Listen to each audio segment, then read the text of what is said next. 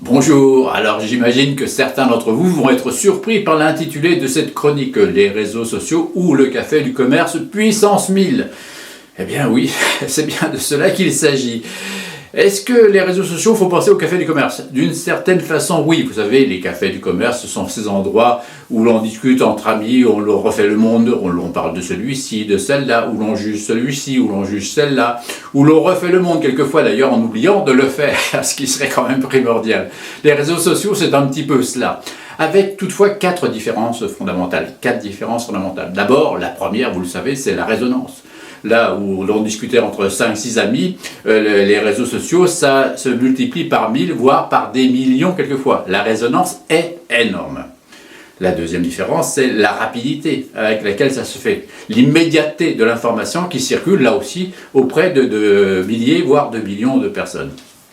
Troisième différence qui n'est pas des moindres, c'est que là, au café du commerce, on discute, on se connaît, il n'y a pas d'anonymat, ce qui n'est pas le cas malheureusement des réseaux sociaux où quelquefois l'anonymat fonctionne de façon très délétère.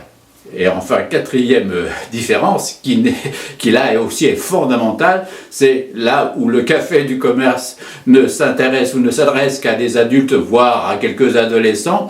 Les réseaux sociaux concernent aussi les enfants, avec des conséquences dramatiques qu'on peut imaginer. Pourquoi? Parce que qu'est-ce qui est embêtant avec les enfants par rapport à l'information communiquée?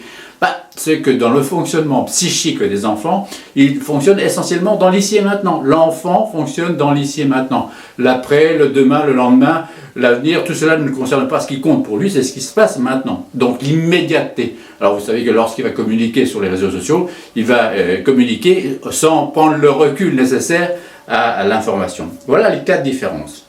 On va trouver deux exemples qui illustrent ce que je dis.